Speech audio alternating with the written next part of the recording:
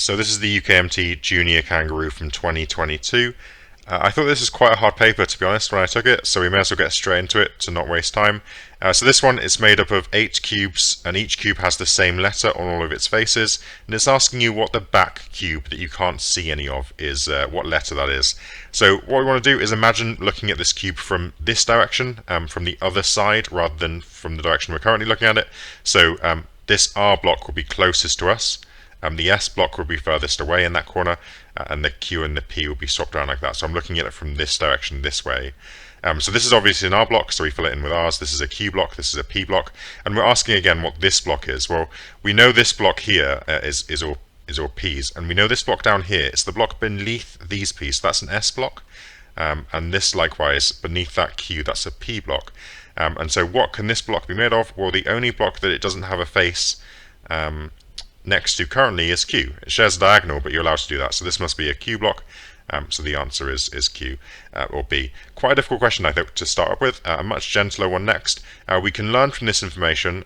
This is completely pointless, but we can learn from this information here that Madrid is 9 hours ahead of San Francisco, because 8 plus 9 is 17, which is the 24-hour clock for 5 p.m.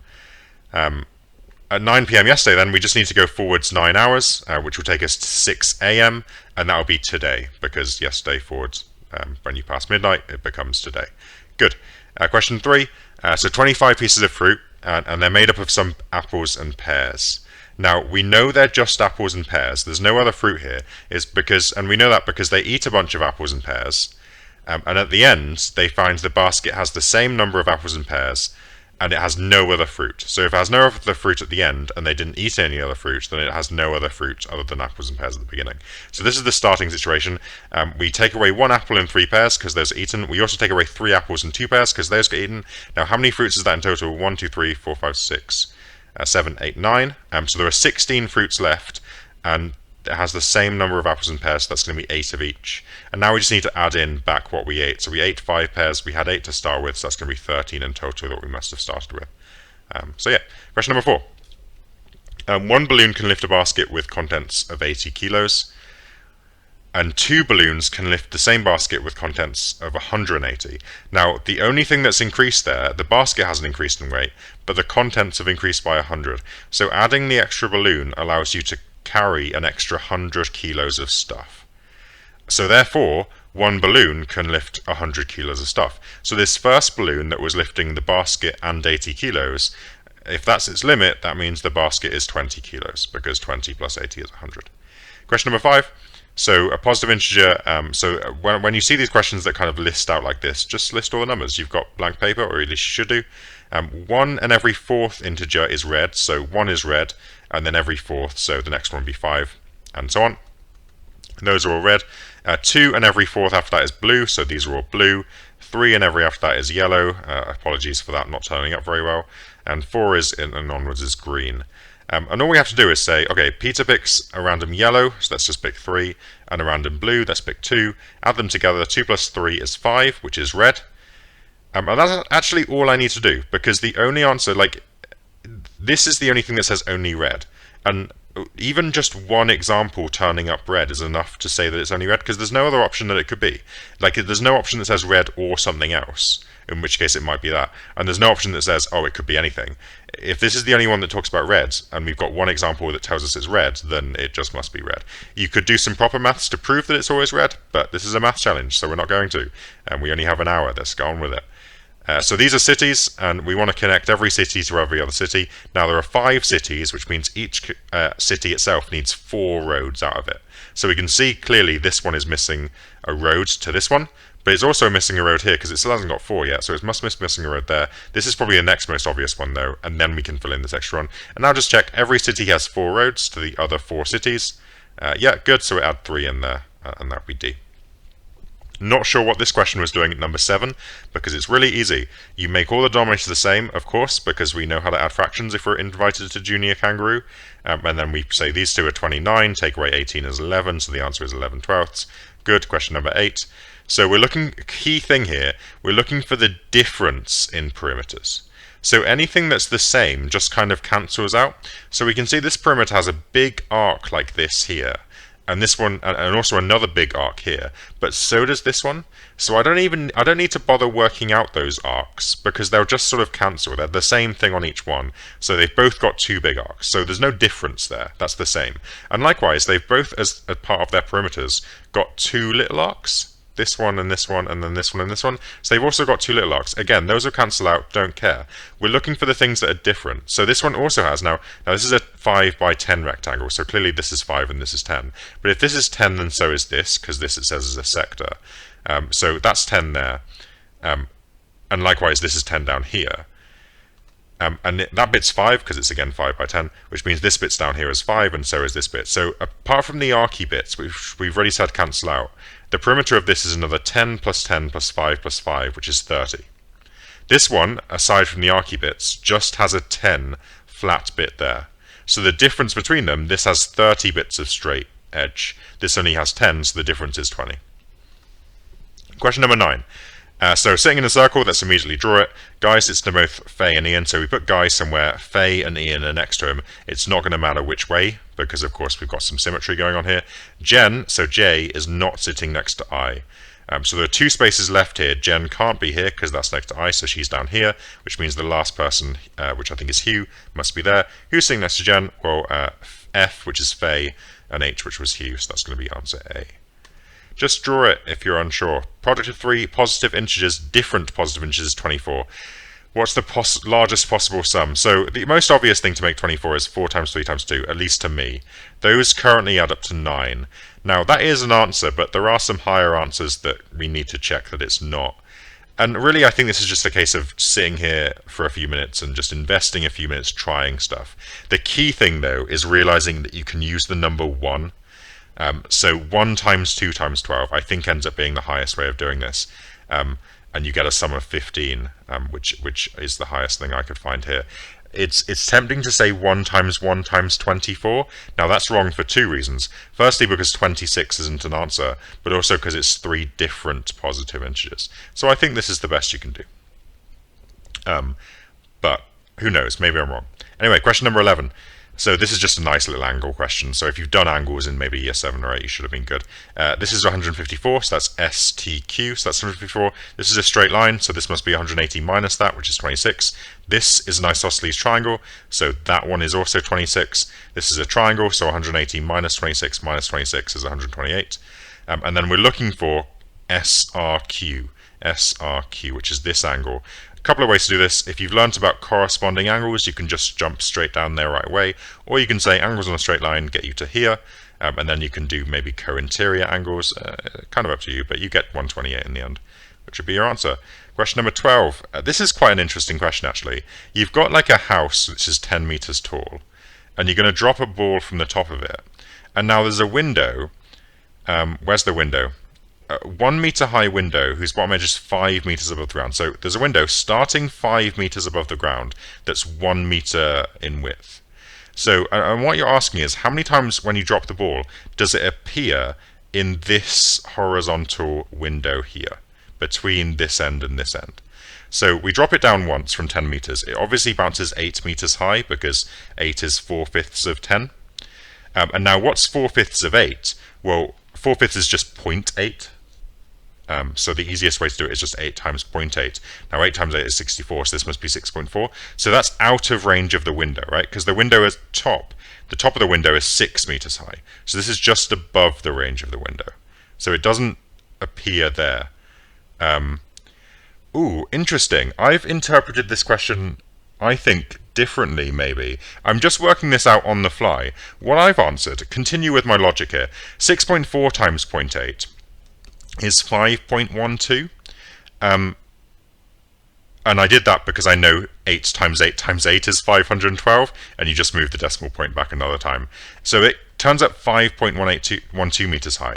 Now I've interpreted this question to be, how many times does the ball hover in front of the window?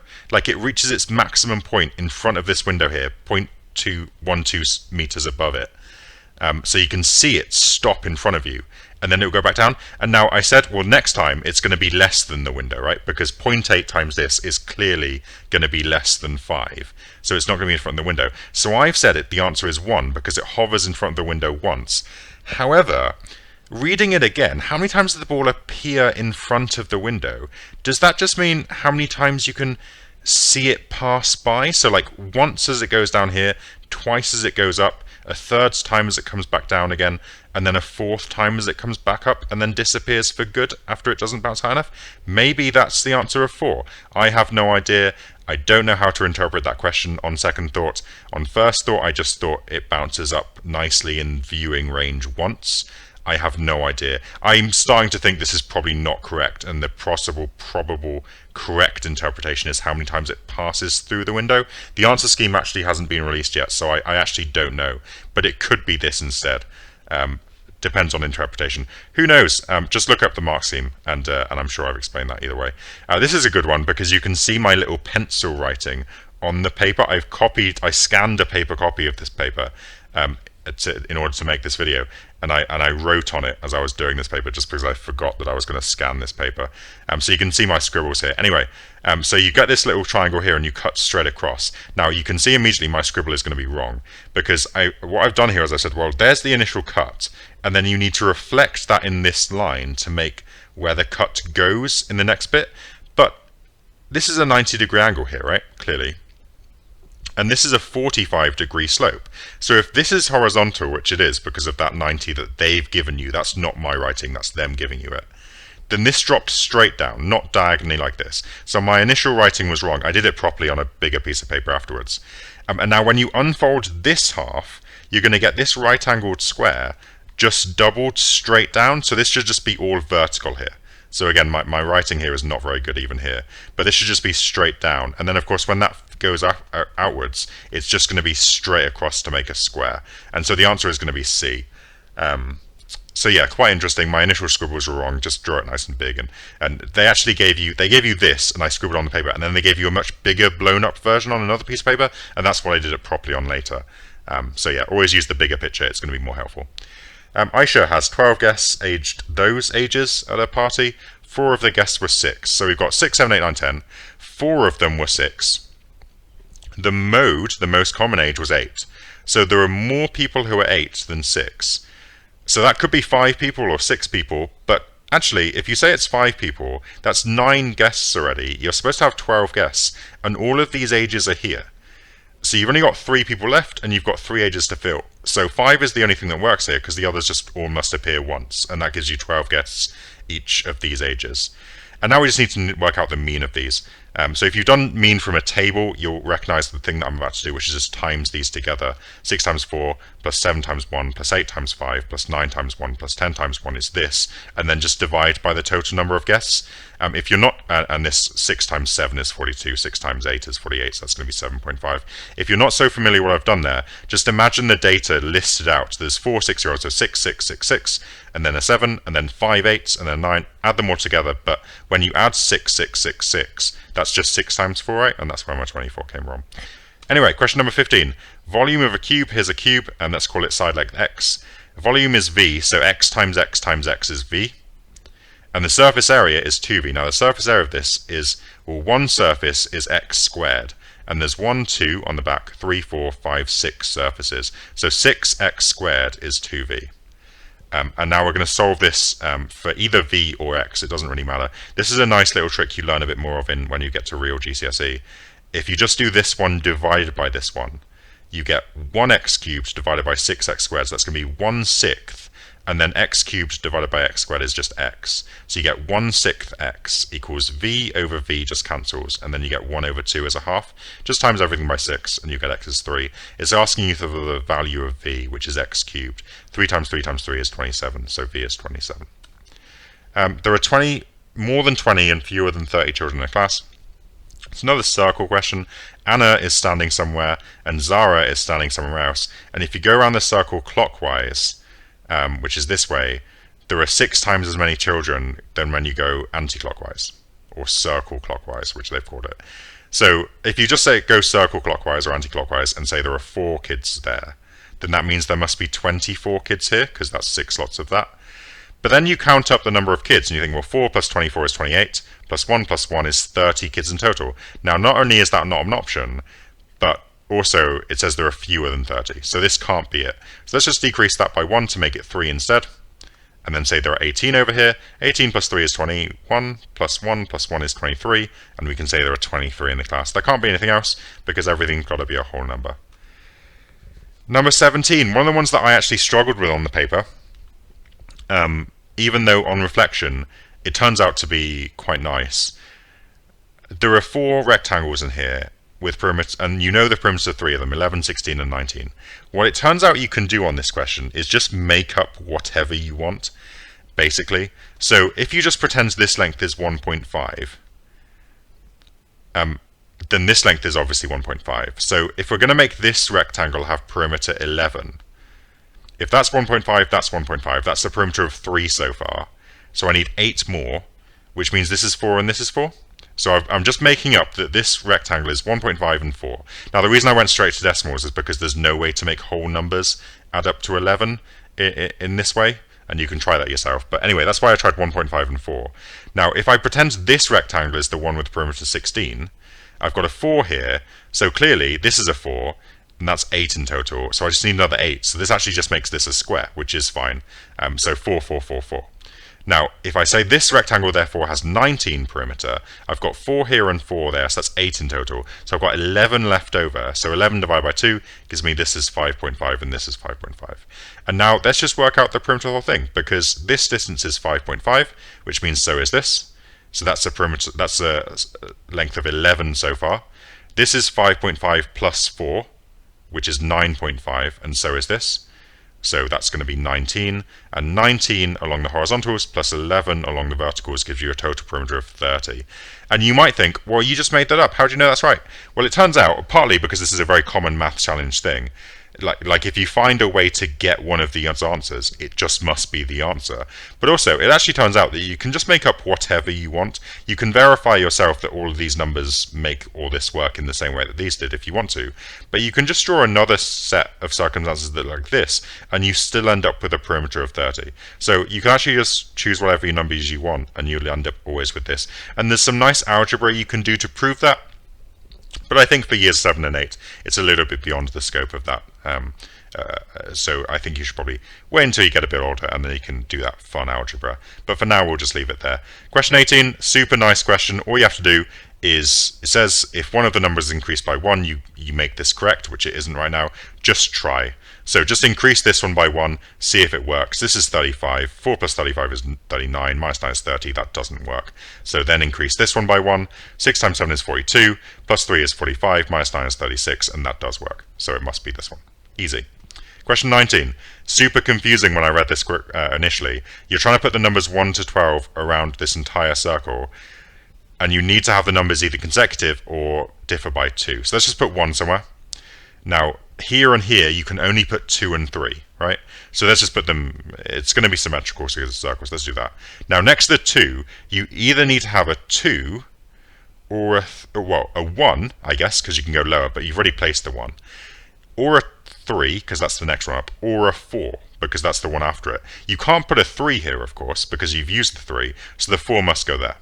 And likewise over here, next to a 3, you can only have a 1 or a 2. Now the 1 is already next to it, the 2 is over here. The only other thing you can have is a 4, going the other way, upwards, which is already over there, or a 5, so the 5 must be there. And you keep doing this. This must be a 6, because it's the only thing close enough to a 4 that hasn't already been placed. This must be a 7, then an 8, and so on. And you finally finish, and then you go, which pair of numbers of these is next to each other? The 8 and the 10 are next to each other. Good. Question number 20. So you're not allowed to do this in the actual exam, but I'm going to get out some squared paper just to make it easier to look at. One side 7, one side 6.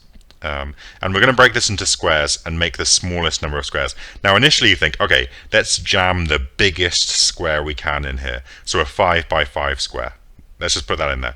But then you realize actually, even though you've put the biggest one in there possible, this is actually quite inefficient because you've got all of these little bits down here that must all be 1 by 1s, and you suddenly end up making a lot of squares. So it's actually better to choose a slightly smaller square. So here's the 4 by 4 square.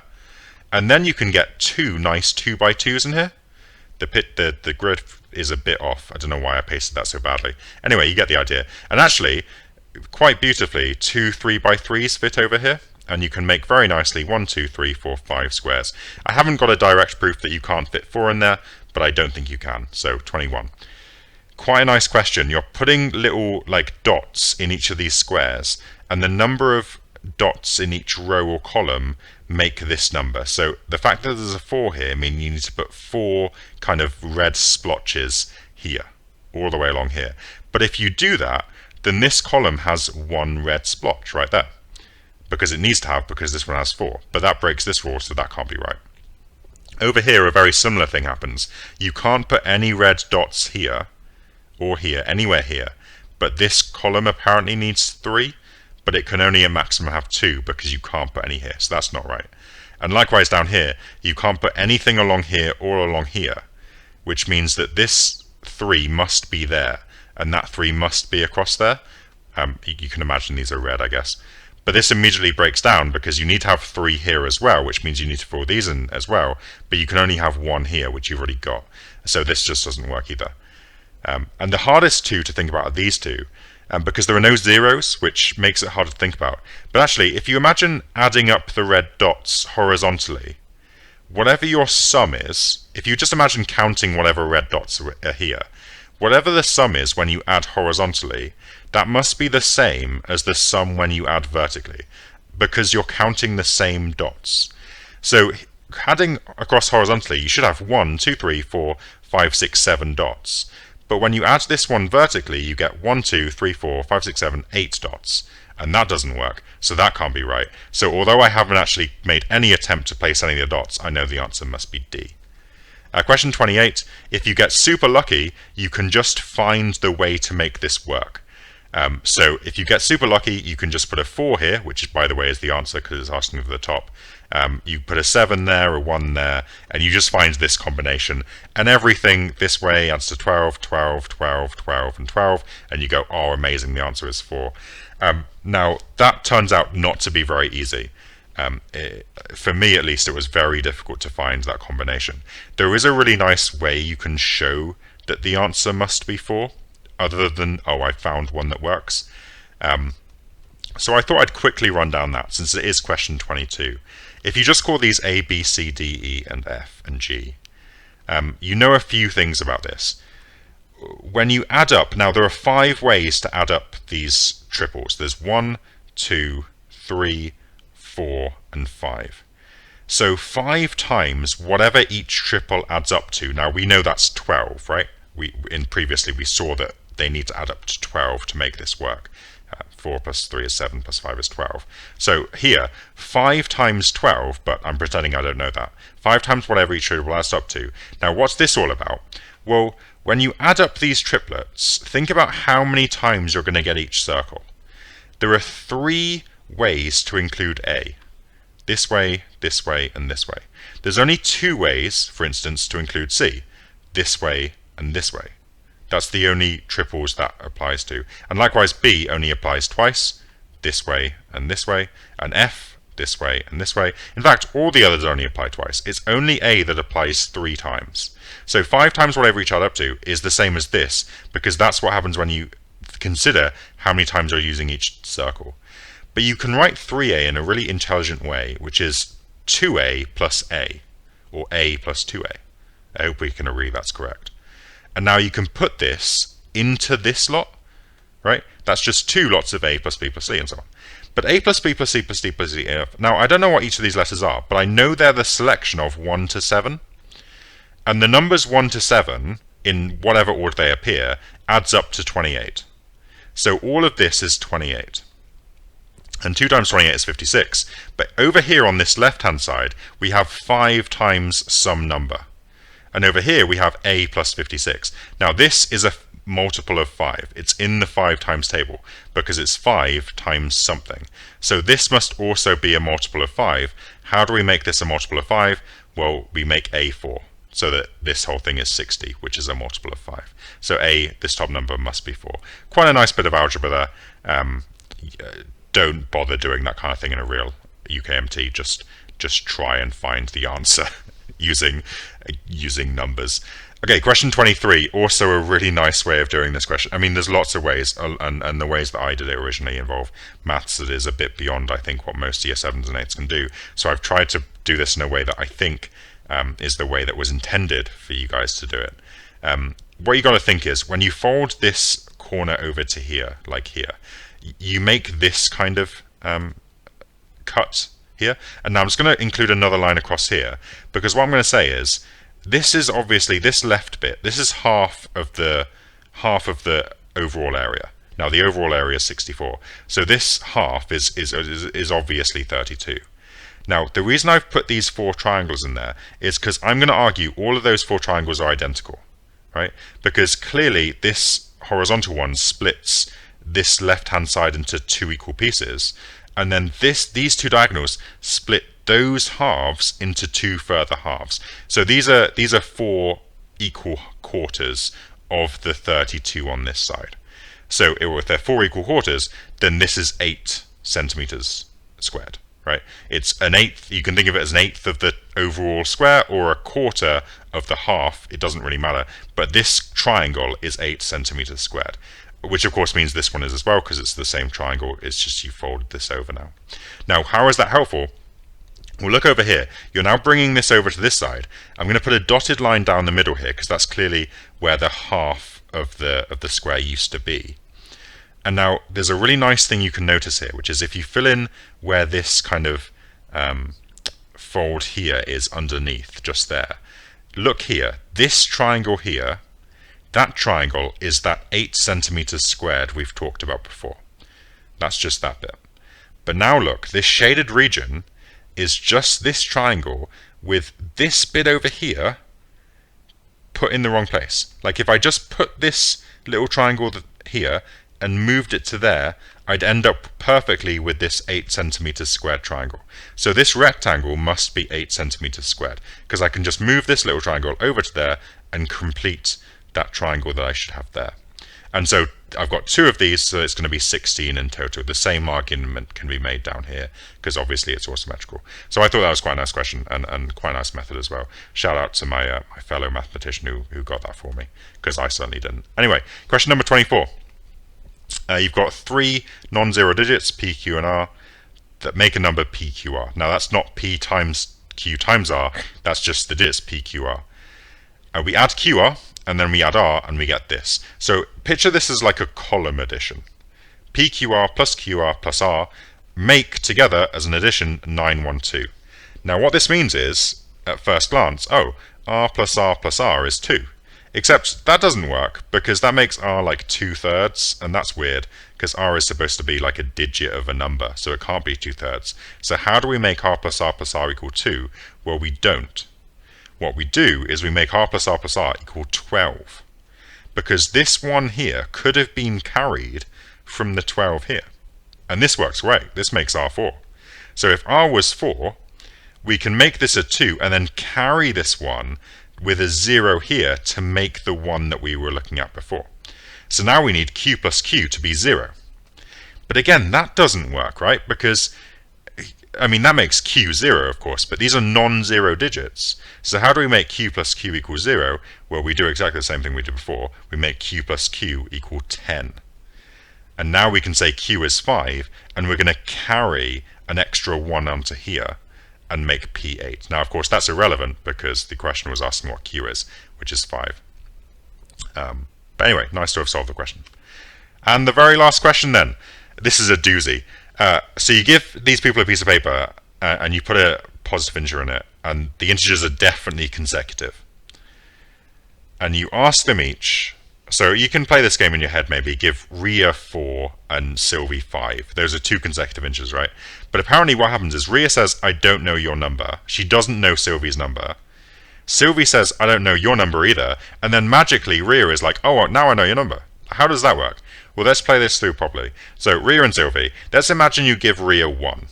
Now, each integer is a positive integer. So Sylvie can't have 0. The integers are consecutive though, so Sylvie must have 2. That's the only consecutive integer to 1 if Rhea has 1, which she does in this game, because I've just made that up. It's the only consecutive one because you can't have 0.